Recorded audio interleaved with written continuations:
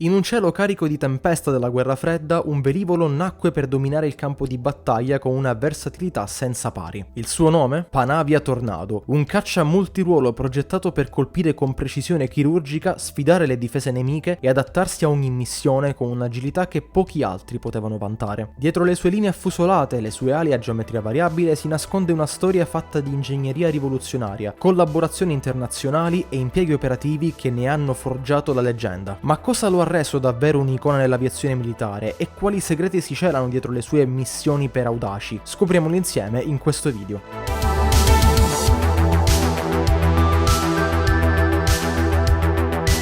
Il programma Tornado affonda le sue radici nella metà degli anni 60, quando varie nazioni europee si ritrovarono nella necessità di sviluppare una nuova generazione di aerei da combattimento di elevate prestazioni. In quegli anni, sulla base dei principi che venivano messi a punto negli Stati Uniti e che inevitabilmente influenzeranno i requisiti operativi dei paesi NATO, si andavano affermando alcune filosofie. Le caratteristiche richieste previste per i nuovi aerei erano principalmente quelle di avere la capacità di eludere le difese antiaeree nemiche sfruttando la bassa quota e un'elevata mobilità. Un aereo che seguì questi concetti è per esempio il famoso F-111, sempre di produzione americana. Un aereo ad ala a geometria variabile, estremamente controverso, nei suoi confronti i giudizi spaziano infatti da grosso bidone a formidabile bombardiere. Mettendo in luce quindi questa linea di pensiero ormai delineatosi in Europa, ci spostiamo in Gran Bretagna, dove il progetto denominato BAC TSR-2, atto a creare un aereo capace di sostituire gli ormai vetusti Avro 698 Vulcan e Blackburn Buccaneer, venne cancellato insieme ad un possibile accordo che avrebbe visto gli inglesi acquistare i già citati F-111 americani, lasciando dunque la Gran Bretagna sprovvista di aerei d'attacco al suolo moderni e competitivi. In questo non tanto bello scenario gli inglesi non erano soli, anche la Germania e l'Italia avevano la necessità di sostituire i loro vecchi F-104 Starfighter sia nel ruolo di attacco sia soprattutto nel ruolo di caccia. L'idea fu quindi quella di creare un programma comune che inizialmente coinvolgeva, oltre alle nazioni già citate,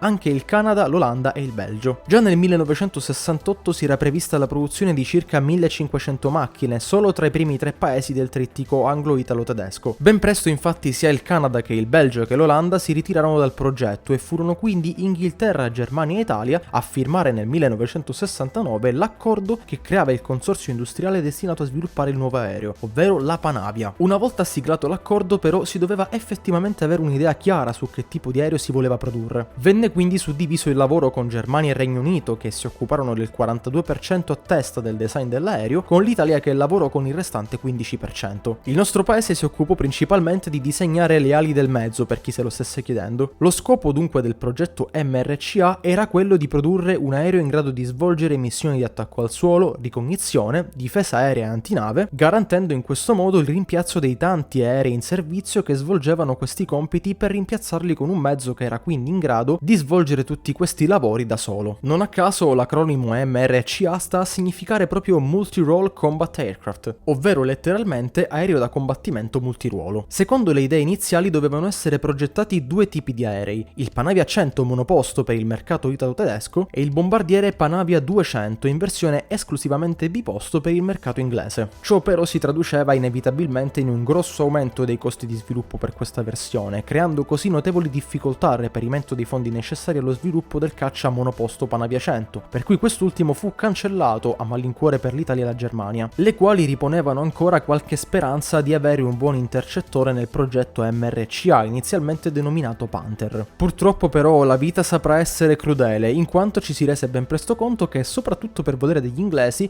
non si sarebbe mai potuto sviluppare, anche per mancanza di tecnologie adeguate, un aereo capace sia di operare nel ruolo di bombardiere che di puro intercettore e dogfighter. Per farvi capire meglio, ad esempio, i motori RB199 di costruzione inglese erano ottimizzati per i profili d'attacco, ma offrivano prestazioni abbastanza deludenti nelle condizioni di impiego tipiche di un caccia. Inoltre, anche in questo caso, la volontà di assicurare il massimo livello di capacità e di sofisticazione tecnologica nel ruolo di attacco comportò la necessità di operare scelte di natura economica, a svantaggio delle dotazioni e delle capacità nel ruolo aria-aria. Germania e Italia quindi dovettero fare buon viso a cattivo gioco e trovare una collocazione adeguata ad un aereo di cui non avevano una reale necessità, lasciando pericolosamente completamente scoperto il settore della difesa aerea. Difatti, per esempio, la Germania dovette correre ai ripari comprando l'F-4F Phantom II, mentre l'Italia dovette ripiegare su un adattamento degli Starfighter, sviluppando localmente la versione F-104S. Non mancarono poi le classiche frecciatine critiche e ci fu presto chi disse che MRCA significava Monorole Combat Aircraft anziché Multirole. Ma se questo è stato l'inizio non particolarmente esaltante, diciamola tutta, della vita del Tornado, va dato atto che la macchina si è rivelata presto un aereo da interdizione di eccezionali capacità e per molti versi tra l'altro considerato il migliore della sua categoria. Parlando infine della sua distribuzione, diciamo che l'ordine per la produzione del primo lotto fu assegnato già nel 1976 ed il primo Tornado di serie raggiunse il centro di addestramento unificato TTTE di Cottesmore in Inghilterra nel 1980. Il TTTE, per chi non lo sapesse, è stato il centro di addestramento internazionale che ha preparato tutti i piloti e navigatori dei Tornado, consentendo quindi di raggiungere un'elevata standardizzazione operativa tra le forze aeree che impiegano il velivolo e un costante scambio di esperienze fra gli istruttori e gli equipaggi. Ai TTTE sono stati assegnati quindi degli esemplari di Tornado a doppio comando, talvolta denominati anche Tornado TT, realizzati proprio per l'addestramento e la conversione operativa. Il Tornado venne prodotto quindi in vari batch, ovvero lotti, che verranno suddivisi come segue a schermo. La Germania ha poi ricevuto un ulteriore lotto, il batch 7,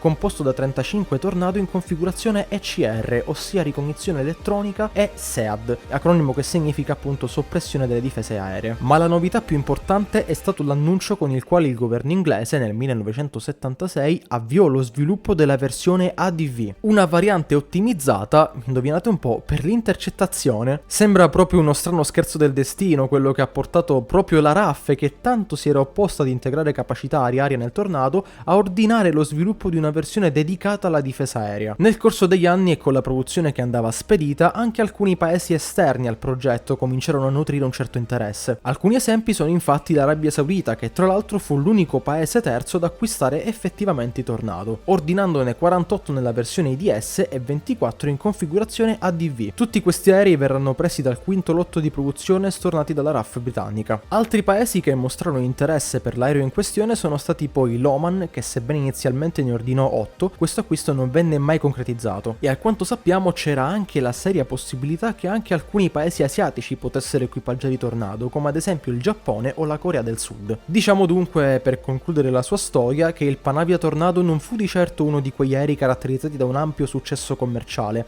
ma che sicuramente si dimostrò molto valido ed estremamente specializzato, nonché tecnologico, adatto ad affrontare le ipotetiche minacce del patto di Varsavia.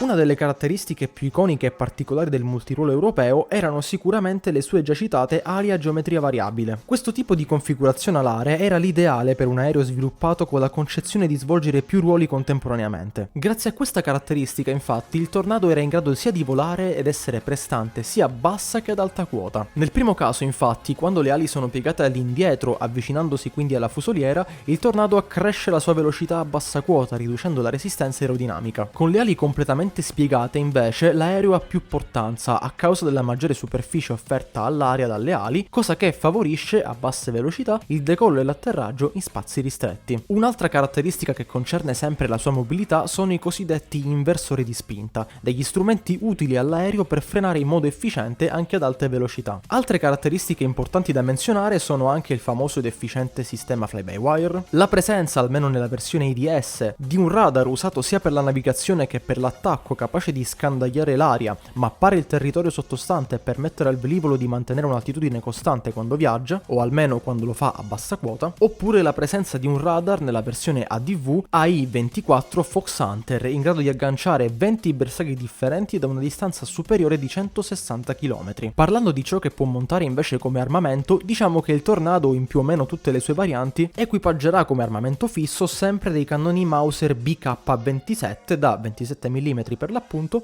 avente un raggio di fuoco che varia tra i 1000 e i 1700 colpi al minuto. Il numero di queste armi può variare a seconda della versione dei vari Tornado. Nei modelli ADV infatti ne ritroviamo solo uno, mentre nelle versioni IDS ed ECR ne troviamo due, equipaggiati con 180 colpi l'uno. Per quanto riguarda invece gli armamenti montabili nei piloni subalari, abbiamo degli strumenti già analizzati in video precedenti, come ad esempio i missili aria-aria AIM-9 Sidewinder, AIM-132 AMRAAM, AIM-7 Sparrow, oppure i missili aereo-superficie AGM GM65 Maverick, Brimstone, eccetera eccetera. Oltre a ciò abbiamo anche le classiche bombe guidate come le JDAM, le Pevway 2, 3 e 4 e le GBU-39 SDB. Nel reparto bombe non guidate invece ritroviamo armi del calibro delle BL-755 cluster bomb, ovvero delle bombe a grappolo di produzione britannica attualmente ritirate dal servizio a causa di alcune convenzioni internazionali, oppure le MK82, MK83 e le MK84, ovvero bombe convenzionali da 227 kg, 454 kg e 907 kg rispettivamente. Come molti altri aerei multiruolo, anche il Tornado può trasportare e sganciare un ordigno nucleare tattico M61. E per quanto riguarda l'apparato motore, diciamo che sebbene originariamente venne proposta l'adozione di un motore statunitense, alla fine si optò per la progettazione e la produzione di un nuovo motore sviluppato dal consorzio delle 3 nazioni protagoniste del video. Nello specifico, le 3 aziende Rolls-Royce britannica, Aereo Engines tedesca e Avio Aereo italiana svilupparono i turboreattori Rolls-Royce RB199, i quali garantivano un'elevata spinta e un'eccellente efficienza in volo, con la possibilità di operare in diverse condizioni grazie alla post-combustione e al controllo avanzato delle turbine. Grazie a queste caratteristiche il Tornado, sempre a seconda della versione, era in grado di raggiungere velocità che spaziavano da Mach 2.2 nella versione ADV a Mach 1.3 o 1.5 nelle versioni IDS ed ECR. Nel corso del tempo il suddetto sistema propulsivo fu inoltre soggetto a continue modifiche e miglioramenti che lo renderanno via via sempre più efficiente e prestante. Le varie versioni del motore verranno dunque suddivise in MK101, 102, 103, 104 e 105. Sebbene però non sia il motore più potente della sua generazione, l'RB199 si dimostrò comunque un ottimo strumento adatto a ciò che doveva fare il Tornado, ovvero operare, lo ricordiamo, prevalentemente a bassa quota. La storia del suo impiego operativo è ricca di aneddoti, essendo questo un velivolo in dotazione in tante famose aeronautiche di altrettanti famosi paesi. Generalmente quindi il Panavia Tornado è stato uno degli aerei da combattimento più versatili della sua generazione, servendo in numerosi conflitti e operazioni dal 1980 fino al 2024. Le sue capacità di attacco al suolo, interdizione, ricognizione e guerra elettronica lo hanno reso un pilastro delle forze aeree di Regno Unito, Germania, Italia e Arabia Saudita. Ma andiamo con ordine. Prima di tutto facciamo un piccolo recap per capire meglio in quali aeronautiche questo mezzo ha operato o continua ad operare. Abbiamo quindi, come già abbiamo detto, Italia, Regno Unito, Germania e Arabia Saudita. I primi Tornado vennero schierati da Germania e Gran Bretagna in territorio tedesco con l'obiettivo di contrastare un possibile attacco proveniente dai paesi del patto di Varsavia, in quanto voglio ricordare che quando il nostro aereo entrò in servizio eravamo ancora in periodo guerra fredda. Nonostante però durante tutti gli anni 80 non vedremo mai fortunatamente un vero scontro tra i due blocchi, è però negli anni 90 che questo multiruolo conobbe il proprio battesimo del fuoco. Fu il 1991, anno dell'inizio della guerra del Golfo, infatti il primo grande impiego operativo del Tornado. In questa occasione l'aviazione britannica, italiana e saudita utilizzò intensivamente la versione IDS per attacchi al suolo, mentre gli ADV britannici fornirono copertura aerea. Durante questa operazione vennero assolti diversi compiti da parte dei mezzi della nostra coalizione. Furono attuati infatti attacchi al suolo e bombardamenti vari per colpire strutture di grande importanza strategica per gli iracheni. Furono anche impiegati i missili antiradar Alarm e missili a guida laser Paveway. Tuttavia questi attacchi a bassa quota causarono inevitabilmente qualche perdita tra i Tornado di tutte le nazioni coinvolte.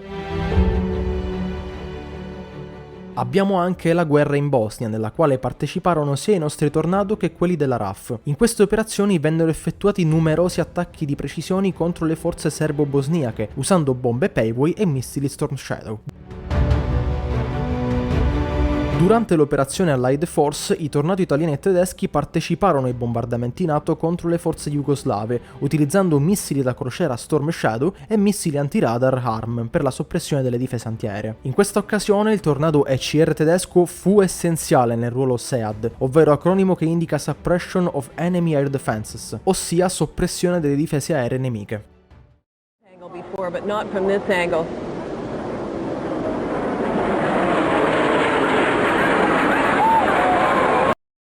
Dopo il drammatico attacco alle Torri Gemelle avvenuto l'11 settembre 2001 ad opera di alcuni terroristi affiliati ad Al-Qaeda, il presidente americano George W. Bush, in carica in quel periodo, dichiarò ufficialmente guerra al terrorismo globale, dando il via conseguentemente prima all'invasione militare in Iraq e Afghanistan, due paesi che, secondo i vertici occidentali, erano collegati in qualche modo con queste politiche del terrore. Nelle operazioni in Afghanistan i Tornado italiani e inglesi parteciperanno attivamente, svolgendo ruoli di CAS, ovvero Close Air Support, Support, tradotto supporto aereo ravvicinato, utilizzando per lo più bombe a guida laser e JDAM, oltre a svolgere ruoli di ricognizione e controllo dello spazio aereo. Parlando invece delle operazioni in Iraq, diciamo che i veri protagonisti furono principalmente i Tornado inglesi, i quali adoperarono i missili Storm Shadow e bombe a guida laser per attaccare bersagli strategici iracheni. Durante questa operazione, tra l'altro, è stato riportato un solo abbattimento di un Tornado inglese ad opera però di un Patriot americano per errore, mentre invece i Tornado italiani svolgeranno solo operazioni di supporto dopo la caduta del regime di Saddam Hussein. Andiamo però avanti nel tempo di circa un decennio, spostandoci quindi in Libia durante l'intervento NATO sul territorio nell'operazione Unified Protector. Anche in questa occasione vedremo una stretta collaborazione tra i Tornado italiani e inglesi, che avranno il compito di contrastare le forze del generale Gheddafi, storico dittatore del paese da molti anni. In questa particolare guerra venne molto adoperata la versione ECR dell'aereo, atto a contrastare nello specifico le difese antiaeree libiche. Il periodo, che va dal 2014 fino al 2021, vede i Tornado italiani e inglesi impiegati anche qui ancora una volta in Medio Oriente, più precisamente in Iraq e in Siria, contro gli organi dello Stato islamico durante le operazioni Shader e Inherent Resolve. Volendovi dare un contesto storico più ampio, diciamo che, così come fu per le Torri Gemelle nel 2001, anche qui il principale casus belli dell'inizio delle operazioni militari da parte dell'Occidente fu la costante minaccia che il nuovo califfato islamico cominciava a rappresentare per la sicurezza europea e occidentale, nello specifico, e anche per colpa di numerosi attentati, tra cui ricordiamo tristemente quelli a Parigi nel 2015, a Bruxelles e Nizza l'anno seguente, eccetera. Nonostante il Tornado abbia dato grande prova di sé durante più di 40 anni di onorato servizio in molti paesi, attualmente risulta più o meno superato, soprattutto per quanto riguarda la sua capacità stealth praticamente inesistente e che è compensata dal più recente F-35 ormai entrato in servizio in molte aeronautiche del mondo e addirittura prodotto anche in Italia, uno dei pochissimi paesi ad avere il privilegio di costruire e manutenere questa straordinaria macchina. Tuttavia ad oggi i paesi come la Germania tengono ancora operativi alcuni dei loro Tornado adibiti a deterrenza nucleare della NATO, mentre l'aeronautica militare italiana mantiene in servizio alcuni dei suoi Tornado nelle versioni IDS ed ECR, almeno fino alla completa sostituzione con l'F-35 prevista nel 2030. La Gran Bretagna ha invece ufficialmente ritirato il Tornado nel 2019, anno in cui venne registrato l'ultimo volo operativo dell'aereo in questione, sostituendolo ormai completamente con gli F-35 e gli Eurofighter Typhoon. Ad oggi l'Arabia Saudita dunque risulta essere l'unico paese che non è ancora disposto a dire addio al Tornado, utilizzandolo attivamente ancora oggi durante la guerra in Yemen nelle sue versioni IDS aggiornate. Per porre quindi un punto a questo video, diciamo che il Panavia Tornado è stato molto più di un semplice cacciabombardiere, è stato un simbolo della guerra fredda, un protagonista dei conflitti moderni e un pilastro delle forze aeree europee e saudite per oltre 40 anni. Progettato per la guerra convenzionale in Europa, ha saputo adattarsi a scenari ben diversi, dimostrando la sua versatilità nei cieli dell'Iraq, della Bosnia, del Kosovo, dell'Afghanistan, della Libia e contro l'ISIS. Con le sue varianti IDS, ADV ed ECR ha coperto un'ampia gamma di missioni, dall'attacco al suolo alla difesa aerea, dalla soppressione delle difese nemiche alla ricognizione avanzata. Il ritiro progressivo del Tornado segna la fine di un'epoca, ma il suo legato tecnologico e operativo continua a influenzare i moderni velivoli da combattimento come l'F-35 e l'Eurofighter Typhoon. Ancora oggi alcuni Tornado rimangono operativi, testimoni di un progetto che ha segnato la storia dell'aviazione militare. Il Tornado non è solo un aereo, ma è stato un capitolo indelebile scritto nella storia dell'aeronautica occidentale.